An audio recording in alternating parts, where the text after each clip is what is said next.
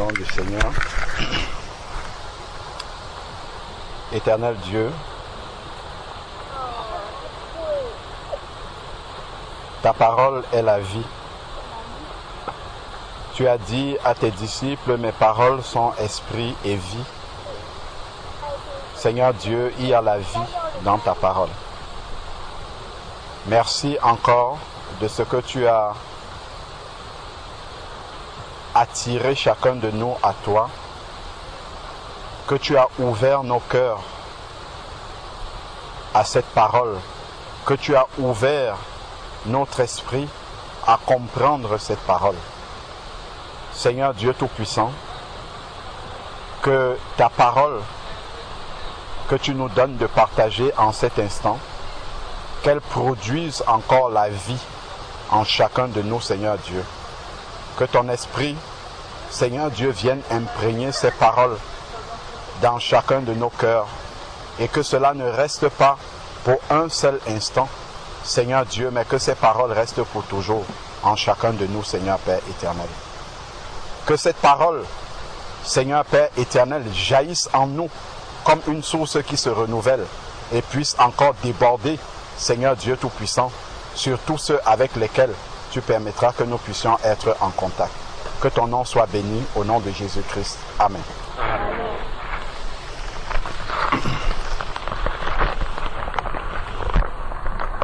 Nous voyons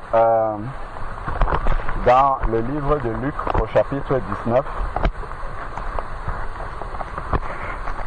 avec l'histoire de Zachée.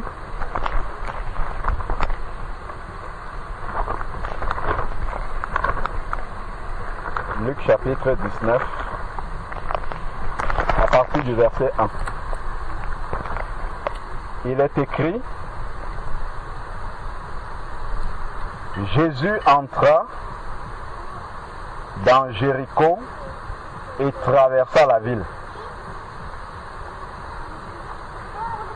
Alors, un homme du nom de Zachée, qui était chef des péagers et qui était riche, cherchait à voir Jésus. Un homme qui était chef des péagers et qui était riche cherchait à voir Jésus. Donc ici, probablement, Zachée a entendu que Jésus passait dans la ville et immédiatement, il a fait la démarche de chercher à voir Jésus. Il n'y a pas le texte, si c'était vraiment comme ça, le texte l'aurait mentionné. Il n'y a personne qui est venu chez Zachée qui a dit: Zachée, va chercher à voir Jésus. Zachée s'est levé de lui-même et il a commencé à chercher Jésus. Ça, c'est très important. C'est vraiment fondamental. Que le désir vienne du fond de notre propre cœur, que ça ne soit pas quelqu'un qui nous dise: Jésus est bon, oui, ça va nous aider. Mais il faut qu'au tréfonds de notre propre cœur, nous disons: maintenant, je veux chercher l'Éternel. Lorsque nous disons ça, la Bible dit que Dieu se laisse trouver par celui qui le cherche. Si vous me cherchez de tout votre cœur, voilà là où il dit. Et il dit, c'est pas que vous me cherchez comme. Si vous me cherchez de tout votre cœur, donc Dieu voit la soif qu'il y a dans notre cœur de le chercher et il se laisse trouver. Il dit: je me laisse trouver par celui qui me cherche de tout son cœur. Donc ici, vraiment, le cœur de Zachée a été tellement touché à l'intérieur que non, il faut faire quelque chose. Je ne peux pas rester comme ça. Il faut que je me lève pour aller chercher Jésus. Regardons ce que le texte nous précise. Le texte nous précise que Zachée c'était un chef. Donc il y avait des gens sous ses ordres. Zachée n'avait plus besoin de pouvoir. Il commandait déjà les gens. Ensuite, on nous dit qu'il était riche. le portrait qu'on nous décrit des deux premières lignes ici de Zachée, là, en fait, Zachée n'a besoin de rien. Là, on peut dire qu'il a réussi sa vie selon les yeux de la chair. Là. Zachée n'a besoin de rien.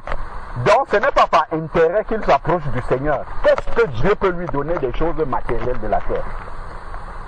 Zachée avait déjà réussi. Il pouvait même envoyer promener les gens qui viennent lui prêcher. Dieu va te donner ceci, Dieu va te donner une voiture, Dieu va te donner une maison. J'ai déjà tout ça. Mais Zachée cherchait à voir Jésus.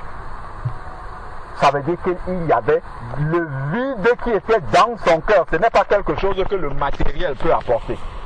Ce n'est pas quelque chose qu'on peut lui donner, même les relations humaines. Mais Zachée avait besoin vraiment de l'Éternel dans son cœur. Et il s'est levé pour aller faire cette démarche-là. C'est très important, le point de départ. La motivation de départ à partir de laquelle nous allons chercher l'Éternel. Parce que c'est un chemin qui est long. C'est un chemin qui peut être parsemé de beaucoup d'embûches. C'est un chemin, je sais pas, peut-être certains d'entre nous ont déjà eu l'occasion de voir un film qui s'appelle Le Voyage du Pèlerin. Ça retrace un peu la vie d'un enfant de Dieu. Où il a une charge sur le dos, il va rencontrer beaucoup d'obstacles sur son chemin avec cette charge-là, et il va rencontrer surtout beaucoup de personnes aussi sur son chemin. Donc si tu ne sais pas d'où tu es parti, ce que tu cherchais, les obstacles, ça peut être des épreuves, peuvent t'arrêter. Tu t'assois, tu dis, si c'est ça ce chemin-là, moi je reste ici. Soit des personnes que tu vas rencontrer, tu vas dire, si c'est ça les chrétiens, je préfère retourner d'où je viens. Il faut toujours savoir d'où est-ce que je suis parti. C'est une connexion directe avec le Père et personne ne va m'empêcher de finir cette marche-là. Ni quoi que ce soit, rien de ce qui va arriver dans ma vie ne pourra m'empêcher de finir. Parce que ici, en fait, il n'y a pas d'intermédiaire qui est venu souffler à Zachée que bon, voilà, il faut que tu ailles à Jésus. Zachée, dans son fort intérieur, a compris que j'ai besoin du Seigneur dans ma vie. Et il s'est levé. Donc demain, quel que soit ce qui va arriver dans la marche de Zachée, Zachée va se souvenir d'où il est parti. Ce n'est pas quelqu'un qui l'a forcé. Il est venu au Seigneur. Donc, poursuivons la lecture ici. Maintenant, voilà, on parlait du voyage du pèlerin, voici des choses qui arrivent. Mais il ne pouvait pas à cause de la foule. Est-ce que nous voyons? Dès le départ, ce n'est pas parce que tu as dit, je cherche Jésus, que le tapis rouge va se dérouler comme ça et puis tu vas trouver Jésus là-bas. Le Seigneur lui-même doit éprouver les motivations qu'il y a dans ton cœur. Comme ça, avant que tu ne perdes du temps, tu t'arrêtes déjà en chemin. Le Seigneur va éprouver ses motivations. Et tous les obstacles, même étant devenus enfants de Dieu, tous ces obstacles-là que nous rencontrons sur le chemin sont des obstacles qui sont là pour éprouver vraiment ce qu'il y avait dans nos cœurs. Nous voyons par exemple les enfants d'Israël. Lorsque Moïse est arrivé, le Seigneur m'a envoyé pour vous délivrer. Il n'y a pas un enfant d'Israël qui a dit moi je ne sors pas. C'est plus tard devant là-bas que les cœurs ont commencé à se révéler. Dathan et puis les autres ont commencé à s'opposer à Moïse. Pourquoi c'est toi qui fais ceci? Pourquoi tu... Tout ça c'était dans leur cœur.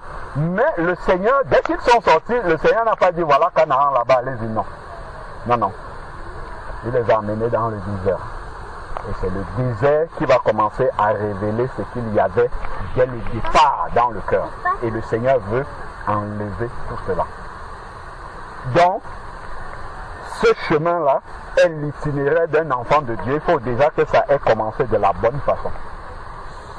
Donc, tous ceux qui n'avaient pas compris dans quelle démarche ils se sont engagés, dans le désert, ils ont commencé à regarder en Égypte. Ah, il y avait les concombres, il y avait ceci. Ils ont commencé à se plaindre parce qu'ils n'avaient pas, dès le début, ils n'avaient pas compris la marche dans laquelle ils s'étaient engagés.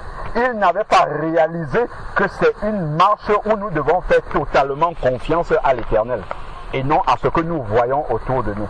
ils n'avaient pas compris ça. Ils ont commencé à murmurer, ils ont commencé à se plaindre, ils ont commencé à dire oui voilà c'était mieux avant, ainsi de suite. Donc c'est vraiment important, lorsque on part du bon, on a un bon point de départ, la suite de la marche, on sait que c'est un apprentissage, c'est une école. Comme les enfants, ils ont commencé petits à l'école, ils passent d'une classe à l'autre, il y aura des difficultés, il y aura des combats, il y aura beaucoup de choses qui vont s'ériger sur notre chemin. Et tout ça nous permet de grandir, mais en même temps éprouve la motivation qu'il y avait déjà et expose même cette motivation-là. Expose ce qui était déjà dans, pour que nous-mêmes nous soyons témoins de ce qu'il y avait à l'intérieur de nos cœurs. Si nous nous sommes approchés avec un quelconque intérêt, si nous nous sommes approchés en n'étant pas décidés, parce que le Seigneur lui aussi dit, je crois que dans Matthieu 7, que celui qui veut construire une maison, qu'il s'asseye et qu'il calcule la dépense.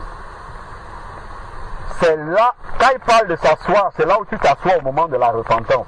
Et même quand tu deviens enfant de Dieu, il faut que tu t'asseyes encore, que tu comprennes, est-ce que le chemin que j'ai choisi là, est-ce que c'est quelqu'un qui m'a dit qu'il faut qu'on aille sur ce chemin-là? Est-ce que j'ai vu quelqu'un qui faisait ça et j'ai dit, ah ça doit être bon ça. J'ai commencé à suivre. Ou est-ce que réellement le Seigneur a touché mon cœur? Je me suis arrêté d'abord, j'ai dit, il y a quelque chose qui se passe dans mon cœur. Il faut que j'aille au bout de cette chose-là. Et c'est la relation avec le Seigneur. Est-ce que c'est comme ça que ça s'est passé dès le début? Donc, voilà les obstacles. Il y a la foule. Bon, Zachée aurait pu dire, car il était de petite taille. Premier obstacle déjà. Je veux, mais il y a quelque chose qui m'empêche. Il y aura toujours toutes les raisons pourquoi on ne s'approche pas de Dieu. Les raisons sont multiples où on peut avoir la paix.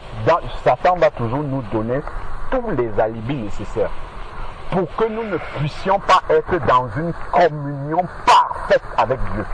Il va toujours s'opposer d'une manière ou d'une autre.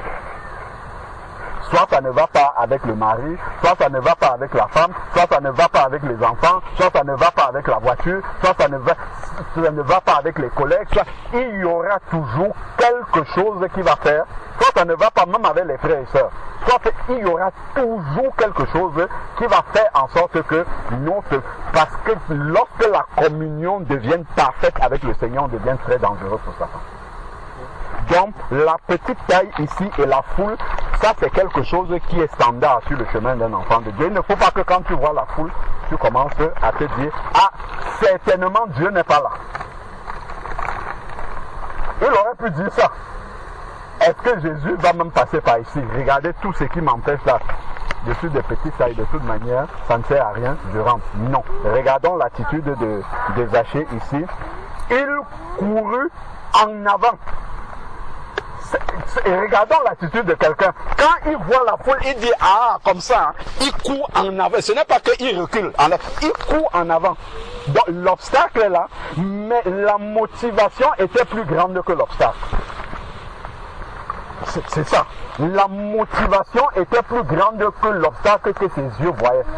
Donc, dans le cœur, c'était beaucoup plus fort que ce que la chair est en train de voir. Et donc, ça ne pouvait pas empêcher. Si l'intensité de notre motivation n'est pas suffisante, devant les obstacles qu'il y a, on va faiblir. On va baisser les bras. On va vraiment baisser les bras et on va commencer, oui, au fait, je suis de petite taille. Lui, au fait, il y a la foule. Lui, au fait, je ne peux pas. Lui, au fait, c'est non. Si Dieu voit le cœur qui le cherche, Dieu te tient la main et il t'amènera jusqu'au bout. Ça, c'est la volonté parfaite du Seigneur. Jésus aurait pu faire en sorte que quand Zachée sort comme ça, c'est à ce moment-là qu'il arrive, sans qu'il n'y ait la foule. Il est le maître des temps et des circonstances. Il aurait pu faire qu'il n'y ait aucun obstacle sur le chemin de Zachée. Il a laissé qu'il y ait la foule. Il savait que Zachée est de petite taille. Qu'est-ce que Zachée va faire maintenant? Regardons donc. Donc il courut en avant et monta sur le sycomore. On voit comment Dieu conduit celui qui le cherche vraiment. Quand les obstacles sont là, il voit ta motivation et te donne la solution. Tout de suite, Zachée a trouvé qu'il y avait le sycomore sur lequel il pouvait monter. Pour faire quoi? Pour arriver à ce que son cœur recherchait. Voir Jésus. tant que cette soif-là de voir Jésus n'était pas étanchée, Zachée ne pouvait pas rester tranquille chez lui. Pourtant, il avait tout ce qu'un homme peut avoir sur la terre pour être heureux. Donc, pour voir Jésus, parce qu'il devait passer par là. Lorsque Jésus fut arrivé à cet endroit, regardons, c'est tellement profond de voir cela. Il y a la foule qui est là. La foule n'est pas là par hasard. La foule est là parce que Jésus va passer. Lorsque Jésus arriva à cet endroit, il y a quelque chose qui est là. Pourtant, il y a la foule. Il y a tellement de gens qui cherchent Jésus sur la terre. Mais quand Jésus arrive là où il y a Zachée, Jésus va s'arrêter. Il faut que pour chacun de nous, quand Jésus balaie les gens comme ça sur la terre, quand il arrive, il dit que non, il faut que je m'arrête. Il y a quelque chose ici. Il y a vraiment au milieu de la foule là, il y a quelque chose ici de particulier. Il y a un cœur sincère qui me cherche dans la vérité. Pourtant, si on regarde la vie de Zachée, Zachée c'était un voleur. C'est quelqu'un qui était malhonnête. Si on regarde avec les yeux de la chair comme ça là, Zachée, c'est pas quelqu'un devant qui Jésus pouvait s'arrêter. Mais son cœur était touché, le travail avait commencé déjà dans son cœur et Jésus pouvait voir cela, ce que les hommes ne voient pas. Tous les hommes qui étaient dans la foule là pouvaient s'estimer meilleurs aux yeux du Seigneur, dignes de s'approcher du Seigneur par rapport à Zachée. Mais Zachée n'a pas regardé le regard des autres. Il ne s'est pas dit qu'est-ce qu'ils vont penser de moi. Je ne suis même pas digne de m'approcher de lui. La soif dans son cœur était tellement intense. Il a fait fi de tout cela et il a foncé. La Bible dit qu'il est parti en courant. Zachée est donc monté sur le sycomore et quand Jésus est arrivé à cet endroit, il leva les yeux. Généralement, quand Jésus lève les yeux, c'est pour le Père. Hein. Il ne lève pas les yeux sur un être humain. Ça veut dire que quelqu'un a touché son cœur. Comme la femme à la perte de sang. Au milieu de la foule, quelqu'un a touché son cœur. Jésus va lever les yeux vers lui. Il leva les yeux et lui dit, Zachée, est-ce que quelqu'un est parti voir Jésus? Il lui a dit que à l'endroit là, il y a un pécheur qui t'attend là-bas. Il y a un homme de mauvaise vie. Non, personne n'a dit ça à Jésus. Jésus a marché. Quand il est arrivé à cet endroit, de la même manière qu'il avait dit à la femme à la perte de sang, il y a quelqu'un qui m'a touché. Les disciples disent, mais tout le monde te touche. Comment tu peux dire que quelqu'un t'a... Il dit, non, quelqu'un m'a touché, il y a une force que j'ai senti sortir de moi. De la même manière, quand il arrive, il s'arrête et il lève les yeux et lui dit, Zachée. Quelqu'un a-t-il dit à Jésus que celui-là s'appelle Zachée? Dieu nous connaît par nos noms. Amen. Il connaît l'instant, quand on parle de la rencontre avec, voici une rencontre avec Jésus-Christ. Et c'est de là que doit partir la conversion de quelqu'un.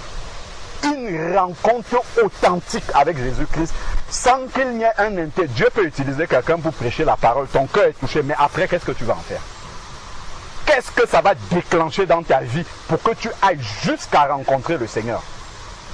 Donc ici, Zachée, Jésus lui dit Zachée. C'est-à-dire que depuis que Zachée a commencé à faire Jésus le connaissait déjà. Jésus savait son nom et il lui montre que je te connais déjà. Quand il lui dit Zachée, c'est tellement rassurant. C'est comme s'il parlait à son fils déjà. C'est un encouragement déjà. Zachée, je te connais. Ensuite, il lui dit, hâte-toi de descendre. Dans la foule qui t'a empêché de me suivre pour que tu sois obligé de monter jusque là-bas, ne va plus t'empêcher de venir jusqu'à moi parce que je suis là. Voilà comment Dieu se laisse trouver par celui qui le cherche. Pourtant, si nos yeux voyaient la foule, on ne sait pas comment ces gens-là s'appellent. Tout le monde aurait, mais voilà des gens qui cherchent Jésus. Mais pourtant, Jésus était en train de passer au milieu d'eux comme ça, il traversait, il passait. Mais le Seigneur est venu lui-même se présenter à quelqu'un. Les autres le cherchaient, mais lui, il est venu lui-même se présenter à quelqu'un. Nous voyons la différence. Lorsque un cœur touche vraiment le Seigneur, c'est le Seigneur qui vient. Il vient et il lui dit même ce qu'il faut faire. À toi de descendre. Là, tu n'as plus besoin de braver ces obstacles-là. Je les ai bravés déjà pour toi. Je suis là devant toi. À toi de descendre. Car il faut que je demeure aujourd'hui, pas à l'extérieur, dans ta maison. Nous savons que la maison n'est autre chose que le temple de notre corps. Ça, c'est le processus de la conversion qui est en train de se passer. Jésus veut entrer dans la vie. Il n'a pas dit, tu vas me recevoir devant chez toi. Je veux entrer dans ton intimité. C'est ça. Quand le Seigneur voit quelqu'un qui veut réellement de tout son cœur s'approcher de lui, avoir une relation avec lui, le Seigneur va dans l'intimité directement avec la personne. Parce que nous n'amenons pas tout le monde dans notre maison. Nous ne pouvons pas trouver quelqu'un qui passait comme ça, on l'amène chez nous, on commence à aller dans les chambres avec... Non, pas du tout, c'est quelqu'un avec qui on a une relation déjà sérieuse que nous amenons chez nous. Donc le Seigneur, nous voyons ici que dans la manière dont le cœur s'approche du Seigneur, il y a des étapes qui peuvent aller rapidement. Avec certaines personnes, Jésus a parlé en route et il s'est arrêté. Il y a beaucoup de personnes que Jésus a rencontrées en route. Il a même guéri certains, mais il les a laissés en route. Il n'est jamais allé chez eux. Mais là, ce cœur qui était... Même la femme à la perte de sang, il lui a dit, tes péchés sont guéris. Et puis il a continué. Mais Zachée, lui, l'a tenu à aller dans sa propre maison. Nous voyons comment un cœur qui est bien disposé, qui a soif, qui est sincère, sans le regard des autres, touche le cœur du Seigneur et ce que le Seigneur est capable de faire pour venir dans la vie de cette personne. Donc voilà le Seigneur qui dit, je dois demeurer, pas demain, pas après-demain, aujourd'hui même, le jour où tu m'as rencontré là, on va faire le chemin ensemble. Je dois demeurer dans ta maison. Zachée se hâta de descendre et le reçut avec joie. Donc ce qu'il y avait dans le cœur commence à s'exprimer de manière naturelle. Il n'y a pas quelqu'un qui va maintenant venir dire à Zachée, tu sais, quand le Seigneur arrive chez toi, il faut que tu enlèves d'abord les chaussures, il faut que tu... Non. L'expression de l'amour de Zachée va commencer à s'exprimer de manière naturelle.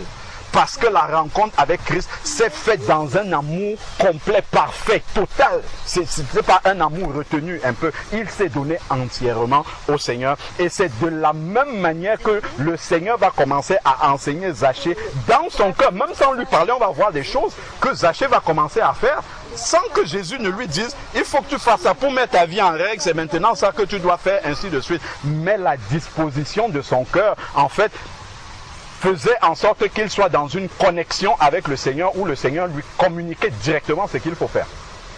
Il se hâta de descendre. À cette vue, regardons donc, il y a une différence, il y a ceux qui sont selon la vue et ceux qui sont selon l'esprit, qui ont le discernement de ce qu'ils voient avec leurs yeux. Mais là, ce qui était en train de se passer, ce n'est pas avec les yeux qu'on pouvait voir ça. C'était spirituel. Ce que nous sommes en train d'expliquer là, c'est spirituellement que c'est en train de se passer. Et là maintenant, on nous dit ici, à cette vue, tous murmuraient. Ce n'est pas certaines personnes. Regardez, on nous dit, tous murmuraient et disaient, il est allé loger chez un homme pécheur, parce qu'ils voyaient avec leurs yeux. C'est qui les tous là? C'est la foule qui suivait Jésus. Est-ce que nous voyons ceux qui se croyaient juste devant le Seigneur, qui le suivaient, qui apparemment, si on regardait comme ça, on disait, voilà les disciples du Seigneur qui le suivaient, c'est eux-là qui sont en train de dire que Jésus, qu'ils suivent là, s'est trompé d'aller entrer là. Nous voyons comment le Seigneur dévoile les cœurs. Il dévoile la mauvaise disposition des cœurs. Ce que nous voyons avec les yeux n'est pas toujours la vérité de Dieu. Les cœurs sont en train de se dévoiler maintenant. Cette foule-là même qui empêchait que Zachée puisse voir le Seigneur, c'est elle qui est en train de murmurer maintenant sur le Seigneur. Voilà comment leur cœur est exposé ici. Il est allé entrer chez un homme pécheur, comme si Jésus, en appelant Zachée par son nom, alors que personne ne lui a dit que c'est Zachée, ne savait pas la vie de Zachée. S'il connaît son nom, comment il ne va pas connaître sa vie? Sans que personne ne lui ait dit. S'il connaît son nom, nécessairement tout le reste de sa vie, il connaît. Donc voilà, ces personnes-là, sans discernement, voient les choses de manière humaine, visible comme ça. Ne nous attardons pas sur ce que les hommes disent et qu'ils voient avec leurs yeux. Tâchons toujours d'être dans une relation profonde, sincère, vraie devant le Seigneur. Que Dieu puisse témoigner pour nous.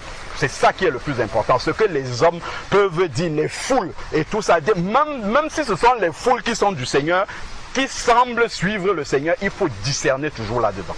Toujours discerner. Donc ici, mais Zachée debout. Il y a toujours une... C'est-à-dire que même si tous sont en train de dire ça, sont en train de murmurer, l'intensité de la joie de Zachée dans son cœur, tout ça là, ça ne l'influençait pas. La Bible dit ici, mais. Donc, malgré tout ce que vous êtes en train de dire là sur moi, mais Zachée debout devant le Seigneur. Il y a les hommes qui sont là, mais lui, il est debout devant le Seigneur. Il sait que sa cause, c'est devant le Seigneur. C'est devant Dieu. Ce n'est pas ce que les hommes vont dire, ce n'est pas mon passé, ce n'est pas ce que je faisais avant. C'est ma conscience devant le Seigneur. Je vais répondre maintenant devant Dieu. Donc, Zachée devant le Seigneur, et c'est ça qui compte. Zachée devant le Seigneur lui dit. Souvent, hein, quand les hommes commencent à parler, frère Franck, tu as fait ceci. Sœur Aïcha, sœur Chantal, voilà, ta vie est comme ça. On commence à se justifier. Ah, je ne suis pas comme ça. Ah, non.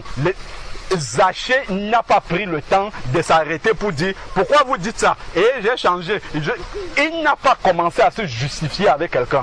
Zachée debout devant le Seigneur, point barre. C'est Jésus qui va témoigner du changement de Zachée. Je n'ai pas besoin de venir vous expliquer que j'ai changé. Je n'ai pas besoin de venir vous dire qu'il y a quoi que ce soit entre le Seigneur et vous-même, vous allez voir, et c'est ce qui s'est passé. Les autres murmurent, ils parlent beaucoup, mais on va voir dans les actes là, c'est Zachée qui produit le fruit de la vie. C'est lui qui produit le fruit du changement de vie, de la transformation. Et c'est ça qui prouve que la vie du Seigneur est venue dans un cœur. Donc ici, mais Zachée, debout devant le Seigneur, lui dit, lui il parle à Dieu direct, il ne parle pas aux hommes, il ne s'intéresse pas. Surtout quand les hommes viennent avec des commentaires tels que, ils disent ici là, comment le Seigneur, ils sont en train de murmurer, moi je ne m'intéresse pas à vos murmures que vous êtes en train de faire là, que vos murmures restent entre vous. Donc, Zachée debout devant le Seigneur dit, voici Seigneur, lui il s'adresse à Dieu, voici Seigneur, je donne aux pauvres la moitié de mes biens. L'amour de Christ est tellement grand dans son cœur. On voit qu'il y a, avant il accumulait pour lui l'égoïsme. Maintenant que l'amour de Dieu est venu, il se tourne et il commence à regarder les autres. Ça, c'est un signe de la nouvelle naissance.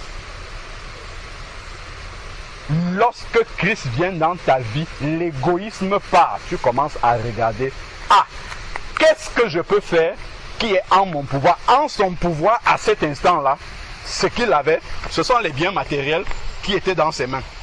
Qu'est-ce que ces biens-là peuvent, comment est-ce que je peux utiliser ce qui est entre mes mains pour être en bénédiction aux autres? Ça, c'est le fruit de la nouvelle naissance.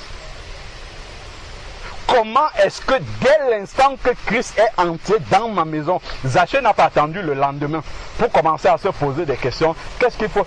À l'instant là même, comment est-ce que ma vie peut devenir une bénédiction pour les autres? C'est ce que je disais tout à l'heure dans la prière. Quand le Seigneur vient, il allume une étincelle dans une famille. En fait, c'est la lumière qu'il a amenée dans ta famille. Seigneur, maintenant que je suis devenu ton enfant, je suis dans une famille, les gens adorent les crânes, les gens adorent... mon rôle c'est quoi maintenant? Seigneur, arme-moi pour entrer dans cela. Là où je suis, en quoi est-ce que la vie de Christ qui est en moi peut être bénéfique à ceux qui sont autour de moi? Voilà comment cette vie commence à s'exprimer en Zachée et le Seigneur ne lui a rien dit. Le Seigneur ne lui a pas donné une instruction pour qu'il prenne cette décision-là. Nous voyons, si on force, si quelqu'un avait dit « vends tes biens là pour faire ceci », ça serait le combat. Mais là, c'est une conviction profonde du Seigneur. C'est une conviction profonde que Dieu a déposée dans son cœur. Et il ne va pas hésiter, commencer à vaciller dessus. C'est pour ça que la relation personnelle, l'intimité avec Christ est très importante. Quand tu es en train de faire la volonté du Seigneur, ton cœur en entier est en harmonie avec Christ et quelqu'un ne va pas venir te détourner de ce chemin. Donc ici, il dit, je donne la moitié. Donc déjà, tous les biens que j'avais là, c'est du superflu. La moitié peut me suffire déjà pour vivre. On voit que, tac, déjà, il est prêt à se dépouiller de ce qu'il a, à se séparer de ce qui est de trop dans sa vie. Quand nous venons à qui il y a beaucoup de choses qui sont de trop dans nos vies dont nous devons nous séparer. Et il dit maintenant, et si j'ai fait tort de quelque chose à quelqu'un, je lui rends le quadruple, 4 fois plus de sa repentance. Si j'ai fait mal à quelqu'un, si j'ai pris de l'argent à quelqu'un, donc il est prêt à restituer sans que personne ne lui ait dit, tu sais, comme tu es devenu un enfant de Dieu, il faut que tu restitues tout. Pourquoi? Parce que il ne pouvait pas se sentir à l'aise avec les choses qu'il a pris aux gens malhonnêtement. Il ne pouvait pas se sentir à l'aise dans une telle situation en tant qu'enfant de Dieu. Ça, c'est la vie du Seigneur. C'est comme ça que la nouvelle vie se manifeste à l'intérieur de quelqu'un. Il ne peut pas rester à l'aise avec tout ça dans sa conscience. Lui, le fauteuil qui est ici, j'avais volé à tel, j'avais demandé plus d'argent, ainsi de suite. Il ne peut pas vivre avec ça. Et il va commencer. Quand on commence à dire que tu sais, tu es un enfant de Dieu, il faut que tu fais. Les combats commencent dans le cœur. Il faut que la parole de Dieu, que ça soit la parole de Dieu qui tape dans son cœur et que lui-même, devant l'Éternel, sache que ce que je suis en train, je ne peux pas rester avec ça. Je ne peux pas laisser ça dans ma vie. Ça doit sortir de ma vie parce que ça ne reflète pas la lumière. Le Christ qui est venu entrer chez moi, s'asseoir sur les fauteuils que j'ai volés là, il ne mérite pas de rester dans ma maison et que je continue à avoir ces choses-là. Il va commencer à se débarrasser. Ça, c'est le fruit authentique de la nouvelle naissance. De ce que vraiment, quand quelqu'un a rencontré Christ, la vie de Christ commence à se mettre en place à l'intérieur et déclencher naturellement, comme l'enfant qui vient de naître. Comme par la nouvelle naissance, le Seigneur, il ne choisit pas des exemples par hasard, des comparatifs hasardeux. Non, le Seigneur ne fait pas ça. S'il compare, il dit, il utilise l'expression nouvelle naissance, c'est parce qu'entre la naissance d'un enfant et la nouvelle naissance spirituelle, il y a une parfaite ressemblance, similitude. L'enfant, quand il naît, il y a beaucoup d'automatisme que tu n'apprends pas à un enfant à téter le sein maternel. Naturellement, si tu le poses sur la poitrine de sa mère, il commence à téter sans que personne ne lui ait dit, ah, le sein c'est plutôt là, voilà le téton, voilà le téton. Personne ne lui, c'est en lui. Et c'est Dieu qui a imprimé ça à l'intérieur de lui. De la même manière, quand on devient enfant de Dieu, réellement, quand il y a une authentique nouvelle naissance, conversion, naturellement, on voit comment il commence à couper les ponts. Quand on parle de couper les ponts avec sa vie ancienne, personne ne lui a dit tu dois même te repentir. Quand on voit les décisions qu'ils sont en fait c'est la repentance qu'il est en train de faire là. C'est ça qu'il est en train de faire. Il se repent, il restitue ce qu'il a vraiment. Ça, c'est le fruit de la nouvelle vie à l'intérieur de Zachée qui est en train de se mettre en place ici. Donc il restitue le quadruple. Jésus lui dit. Donc voilà, c'est tout ça là, ça s'est passé de manière spirituelle dans le cœur de Zachée. Zachée est en train d'exprimer le fruit de la nouvelle vie Alors que ceux qui sont censés suivre déjà Christ, eux sont en train de murmurer contre le Seigneur. Qui a donc la nouvelle vie entre tous? Jésus lui dit, voilà maintenant, depuis que Jésus est entré chez lui, Jésus va lui parler maintenant. Jésus lui dit, comme lorsque on sort quelqu'un des eaux du baptême, le Père va dire, celui-ci est mon fils en qui j'ai mis toute mon affection. Le Seigneur va attester ici, aujourd'hui, le salut est entré dans cette maison à partir de là où tu es là, tu es sauvé. Le Seigneur vient, ce n'est pas un homme qui a dit qu'à partir d'aujourd'hui, Zachée, tu es un enfant de Dieu. C'est la conviction. Aujourd'hui, Jésus ne va pas se mettre en personne pour lui. La conviction dans le cœur de la personne. Parce qu'il s'est passé quelque chose de spirituel entre Dieu et lui. Donc ici, le Seigneur lui dit, le salut est venu pour cette maison. Aujourd'hui, le salut est venu pour cette maison. Dans toute la foule qu'il y avait, le Seigneur n'a pas parlé à la foule. Regardons, il peut avoir des millions, des masses de personnes qui sont en train de suivre Jésus. Le Seigneur dit aujourd'hui, le salut est venu pour cette maison. Parce que le Seigneur, ça se trouve, le Seigneur a traversé cette ville-là pour une personne. Parce qu'il avait vu que dans cette ville-là, il y a un cœur assoiffé qui le cherche vraiment. Le Seigneur est venu pour cette personne. Le salut est venu pour cette maison parce que celui-ci est aussi un fils d'Abraham. Ce que les autres semblaient oublier en disant il est entré dans la maison d'un pécheur. Les autres, eux, ils avaient oublié ça. Le Seigneur vient restituer ça en montrant, voilà, vous qui dites que vous êtes les enfants d'Abraham, vous murmurez contre Christ. Voilà un vrai enfant d'Abraham, non plus selon la chair maintenant, mais selon la circoncision du cœur.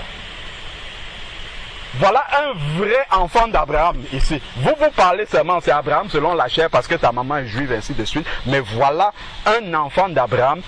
Le Seigneur n'est pas entré directement et dit pourquoi c'est aussi un enfant d'Abraham. Il a laissé d'abord que s'exprime la nature d'Abraham, la véritable nature spirituelle d'Abraham, c'est-à-dire l'ami de Dieu, c'est comme ça qu'on l'appelait. Que cela s'exprime, quelqu'un qui a une intimité avec le Seigneur, que cela s'exprime d'abord, que les autres voient, parce que eux c'est la vue qui les intéresse. Quand ils ont vu cette vie-là s'exprimer, là maintenant, le Seigneur dit, celui-là aussi, c'est un enfant d'Abraham. Et personne ne peut plus parler. Tous ceux qui ont dit qu'il est entré chez un pays, ils ne peuvent, puisque la vie est en train de se manifester devant eux, ils ne peuvent plus rien dire. Car le Fils de l'homme, et maintenant ça c'est une révélation pour ceux qui sont là, qui regardent selon la chair, le Fils de l'homme est venu chercher. Il cherche. Il y a les gens qui cherchent Dieu, mais lui il cherche ceux qui sont, est venu chercher et sauver ceux qui étaient perdus. Donc ceux-là qui ont la disposition de cœur de s'approcher de lui, venez. Venez. Je vais finir maintenant. Là, on a bien compris la marche, la démarche de la conversion, de la nouvelle naissance. Comment est-ce qu'on s'approche de Christ? Comment est-ce qu'on le rencontre? Une fois qu'on l'a rencontré, 1 Corinthiens chapitre 12. 1 Corinthiens chapitre 12. C'est ce que nous voyons aussi dans le baptême de Jésus.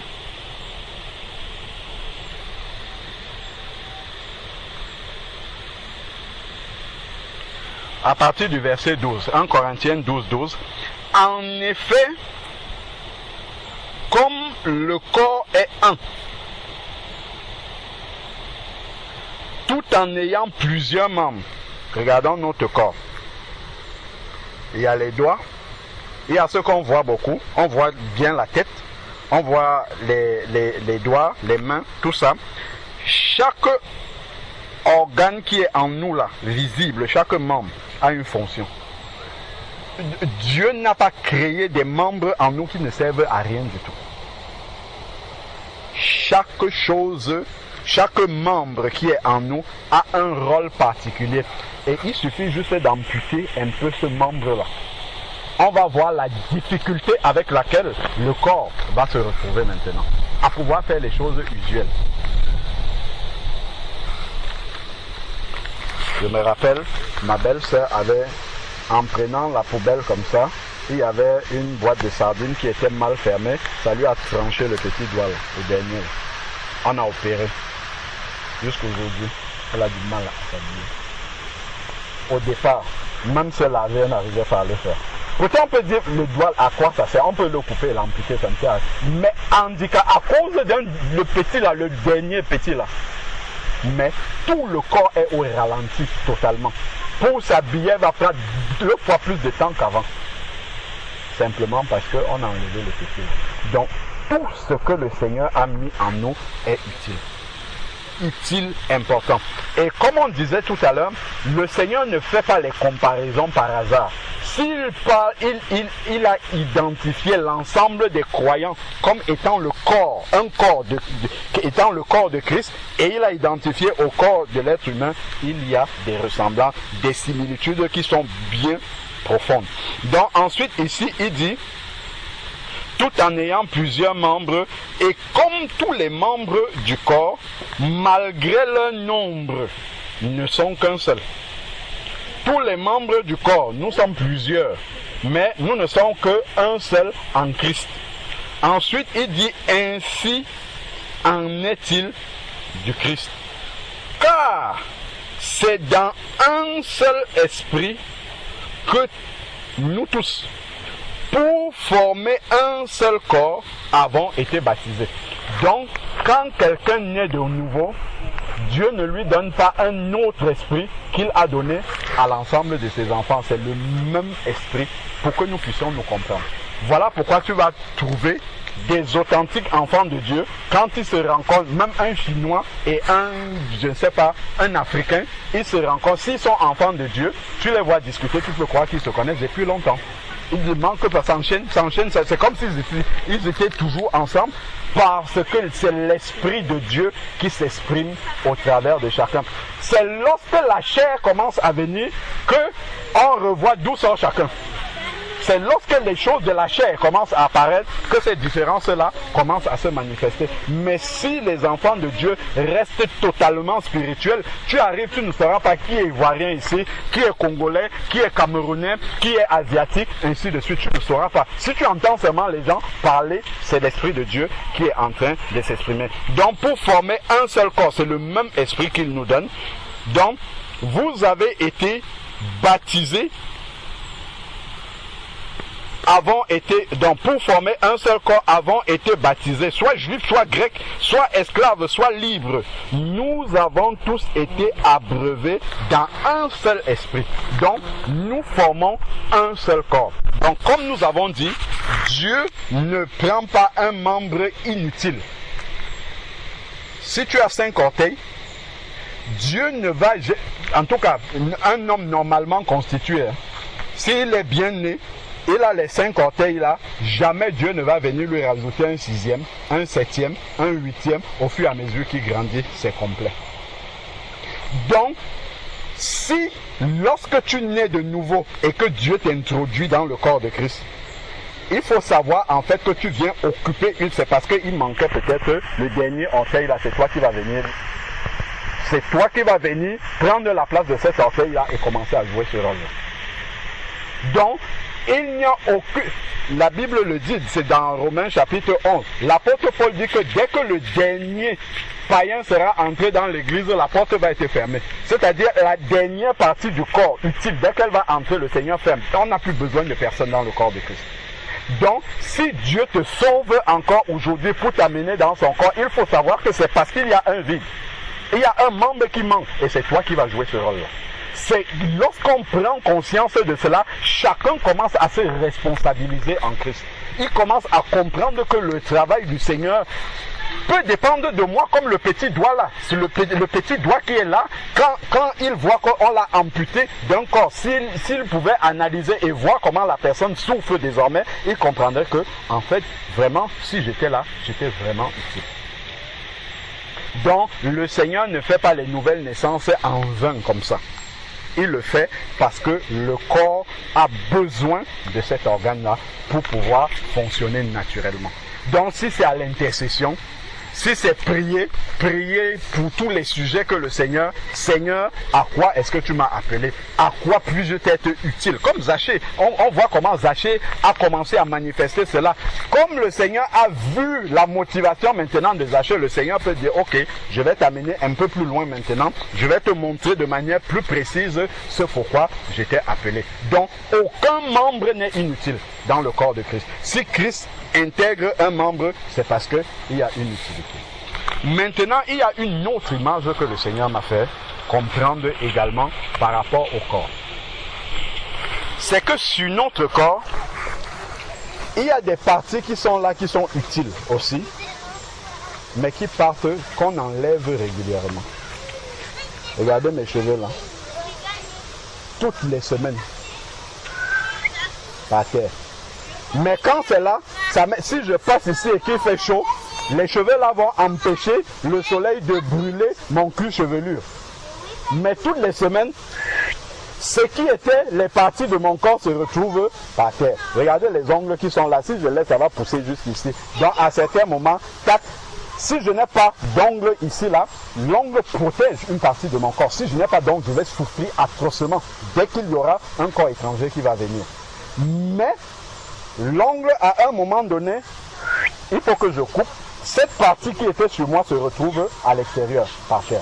Les femmes même, vous avez également la période d'indisposition. Ce sont les parties de votre corps qui sont en train de partir. Pourtant, ça faisait partie de votre corps. Il ne faudrait pas qu'il en soit ainsi pour un enfant de Dieu. Si tu as été intégré, tu dois rester dans le corps de Christ. Il ne faudrait pas, malheureusement, c'est une expression pour montrer que, une image pour montrer que dans le corps de Christ, il y a des touristes. Il y a des personnes qui viennent, qui font partie du corps de Christ et après qui repartent. Comme c'est partie de nos corps que nous sommes en train d'enlever. Il ne faudrait pas qu'il puisse en être ainsi. Il faudrait que nous prenions complètement, conscience du fait que je suis un membre. Parmi les parties dont on a parlé, là, il n'y a pas de membres véritablement. Les membres sont ceux qui sont censés rester de manière définitive et sont solidement accrochés au reste du corps. Ne soyons pas de ces parties du corps-là qui venons pour partir, qui venons qu'on va enlever, qui pour un oui ou pour un non, comme ça, ah, moi le corps de Christ c'est ça, moi je ne... Non. Que notre décision dans le cœur soit comme celle de Zachée, décider à affronter tout ce qu'il y aura comme obstacle, comme foule, pour aller jusqu'au bout. Ne soyons pas des spectateurs. Il n'y a aucun de nos organes là qui est spectateur, il regarde l'œil, regarde. Non, il fait quelque chose. Chaque organe fait quelque chose et vraiment que cela puisse t'habiter, ma soeur, dès la conversion jusqu'au terminus là-bas, jusqu'à la fin. Et comme lorsqu'on partageait, je te rappelais la lettre que le Seigneur a envoyée à l'église d'Éphèse, qui est très importante. Souviens-toi d'où tu es tombé, reviens et pratique tes premières œuvres. Parce qu'il y avait un endroit, elle avait rencontré vraiment le Seigneur. Quand on voit ce que le Seigneur lui dit, c'était véritablement une église des enfants de Dieu. Donc ils pouvaient se rappeler d'où ils sont tombés parce qu'ils avaient un vrai point de départ. Mais si nous n'avons pas de véritable fondement en Christ, il n'y aura aucun... C'est-à-dire qu'on va avancer dans la religion, on va même se perdre sans se rendre compte qu'on n'est même pas avec Christ. On n'est même pas avec lui parce qu'on ne sait jamais, on ne l'a jamais rencontré pour marcher avec lui. Mais lorsque tu as réellement rencontré Christ, que tu as expérimenté quelque chose avec lui, quand toi-même tu vois comment ta vie est en train d'avancer, l'Esprit de Dieu même va t'attester que ce que tu es en train de vivre là ne ressemble pas à ce que tu vivais au début. Ne ressemble pas à la vie d'un enfant de Dieu. Et là tu vas dire oui, effectivement, quand je regarde, à tel moment, j'ai changé de chemin. Mais si ça n'avait jamais commencé, en fait tu n'as même pas d'élément de comparaison. D'où l'importance du point de départ, du fondement à partir duquel tu pars dans ta marche avec le Seigneur. Ça va déterminer toute ta marche jusqu'au bout. Donc c'est vraiment important. Donc voilà ce que j'avais à partager avec nous avant d'accompagner la sœur dans les eaux du baptême. Alors, je ne sais pas si les frères ont quelque chose à rajouter avant qu'on ne passe au baptême. Sinon avant, peut-être après, si les frères ont quelque chose à rajouter, la sœur va nous partager son témoignage. C'est toujours un sujet d'encouragement pour l'Église, parce que Dieu ne fait rien pour rien. S'il amène un membre comme ça dans le corps, il y a déjà un travail qui a commencé, parce que le membre vient étant déjà avec des choses à apporter au reste du corps. Et ça, dans le témoignage déjà, on peut le percevoir, et ça fortifie l'Église. Donc moi, j'ai entendu déjà le témoignage de la sœur, mais les autres ne l'ont pas entendu. Et le baptême aussi, c'est le témoignage public de sa foi. On peut te voir tremper dans les eaux du baptême. Il faut que l'Église sache aussi et comprenne que la personne qu'on est en train de tremper là, ça, ce que nous voyons là, c'est l'aboutissement d'un travail que le Seigneur a commencé déjà il y a longtemps dans cette vie-là. Donc voilà, je vais laisser d'abord les frères s'ils ont une exhortation, un complément à apporter par rapport au message. Sinon, après ma soeur, je t'exhorte à pouvoir donner ton témoignage à l'Église et après on va passer au baptême. Amen.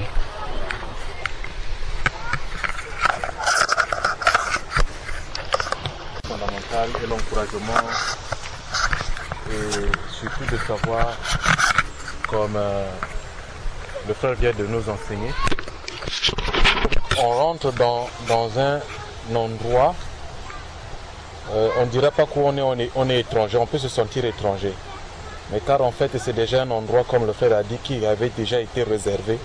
Je savais que tu allais entrer là pour quelque chose, mais c'est que quand on rentre, on est en train d'entrer.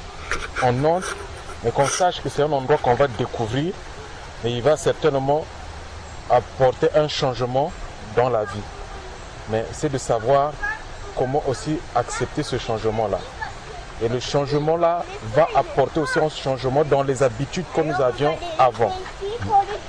Et le plus important, c'est de savoir que là où nous allons, on peut trouver des choses auxquelles qui vont nous obliger à renoncer aussi pour vouloir nous demander de repartir de là où on vient. Le frère l'a dit.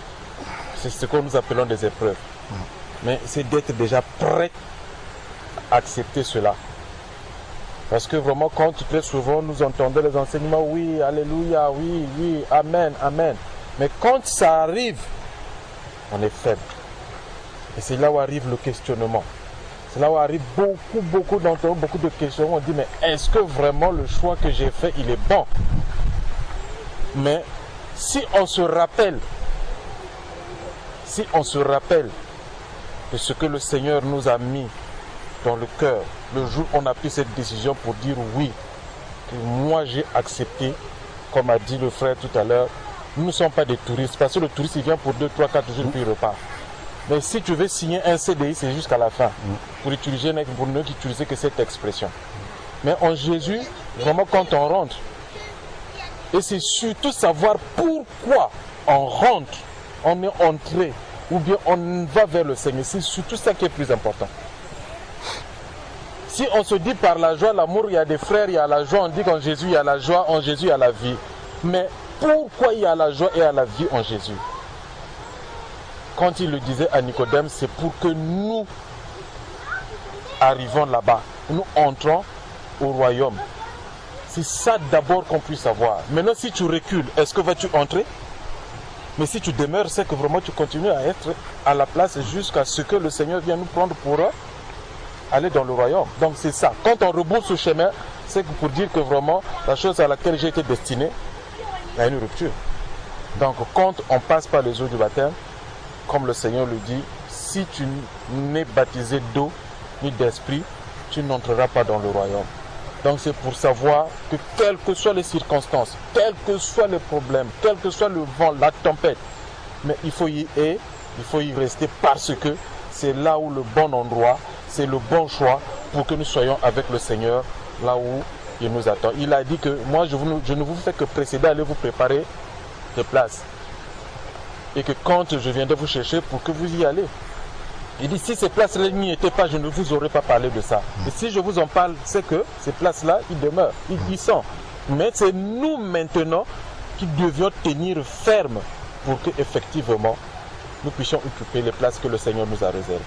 Donc c'était juste pour rappeler encore ce que le frère a dit, que vraiment que ce ne soit pas un mouvement touristique, mais vraiment que nous puissions comprendre que là où j'ai pris ma décision, quel que soit des vents, quel que soit, même si on m'insulte. Parce que ma soeur, tu vas voir dans 2 matins, tu passes le même la personne qui te disait bonjour demain peut t'insulter. Tu vas faire quoi? Toi aussi tu peux m'insulter. La famille, tu vas voir, c'est là où on va commencer maintenant même des problèmes, on va commencer à te traiter de tout. Que vas-tu faire?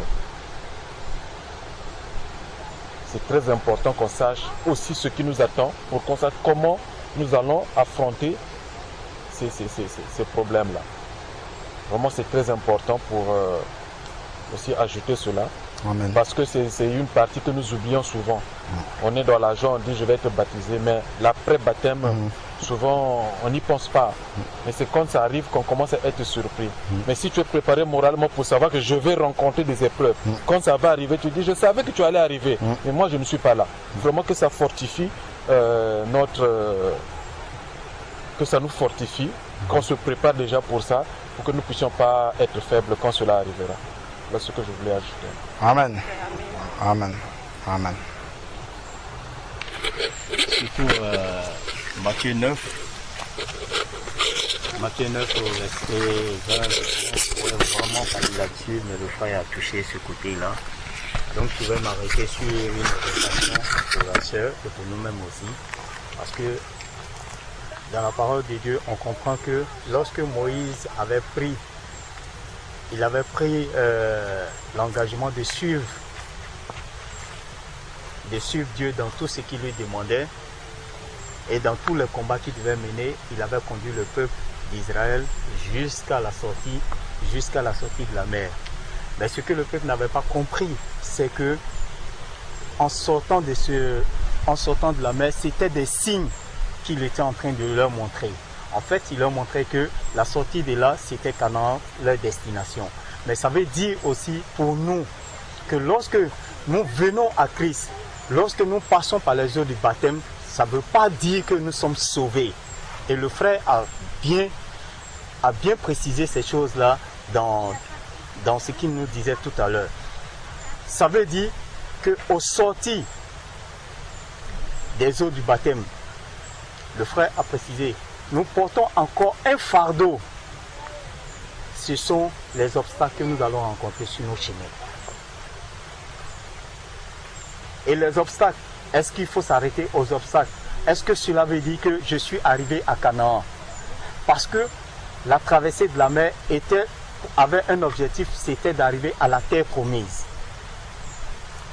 Et juste à la sortie de la mer, de la traversée de la mer, le cœur de chacun a montré, a exprimé ce qu'il avait dans son cœur. Ce qui a fait qu'il y a beaucoup parmi eux, bien vrai qu'ils soient des enfants de Dieu, bien vrai qu'ils étaient le peuple choisi de Dieu, ils n'ont pas pu arriver à Canaan. Nous pouvons passer par les eaux du baptême et les obstacles vont faire que nous allons nous arrêter en chemin. Le baptême ne veut pas dire je suis sauvé, donc après le baptême je peux mener ma vie comme je veux. Non, tu as le combat à mener, quels que soient les obstacles. Ta destination, c'est Canaan. Il faut que j'arrive jusqu'à Canaan. Ce n'est pas pour me limiter à la porte de Canaan, mais c'est de rentrer à Canaan. Parce que si on veut se limiter à la porte de Canaan, comme ceux qu'on avait envoyés, ou ceux même que Jésus avait dit d'aller espionner, qu'est-ce qu'ils ont vu? Ils ont vu que le peuple était trop fort pour pénétrer. Si tu restes dans les choses de la vie, tu ne pourras pas atteindre Canaan. Si tu dis que je suis baptisé et donc ça ne fait pas partie des choses que je dois obéir au Seigneur, tu ne seras pas sur le chemin pour arriver à destination. Il ne faudrait pas qu'on se mente. Parce que le baptême, c'est vrai. Mais le but du baptême, c'est d'arriver à destination. C'est de garder sa sanctification, sa foi jusqu'au bout. C'est pourquoi le frère a parlé des obstacles que nous allons rencontrer. Est-ce que si quelqu'un te porte une injure, tu vas répondre? Oui, bien sûr que je vais répondre, mais pas par une injure. Mais je vais répondre comme un enfant de Dieu. Et c'est tout ça qui nous amènera à arriver à destination. Donc il y a un processus. Très souvent, on se dit que je suis baptisé aujourd'hui et que voilà, c'est fini. Je suis arrivé à destination, je suis arrivé là où le Seigneur m'attendait. Non! On a un long chemin à faire. Et le chemin, il y a des embûches. Il y a aussi des épreuves. Et comment surmonter ces épreuves-là? Est-ce qu'il faut se laisser abattre par ces épreuves? Il faut s'arrêter à ces épreuves? Non, il faut continuer le chemin. Mais pour continuer, il faut toujours demander au Seigneur qu'il vienne t'épauler, qu'il vienne à chaque fois qu'il y aura des obstacles. Demande la grâce du Seigneur. Amen. Mais ça ne fait pas de nous aussi ceux qui vont pour provoquer des obstacles voulus et demander chaque fois que le Seigneur vienne. Non. Parce qu'il y a le péché voulu et il y a le péché qu'on n'a pas voulu. Voilà. Il faut qu'on soit clair là-dessus. Amen. Donc ma soeur, vraiment les deux frères ont touché tous les points. Parce que pendant qu'ils parlaient, vraiment pendant qu'ils étaient en train de parler, j'étais peut-être un peu loin dans ça. Et quand le frère a touché le point sur Matthieu, je me préparais déjà sur ça et il avait touché. J'ai dit Dieu merci. Donc vraiment que Dieu te fortifie, que Dieu te bénisse. Amen. Amen.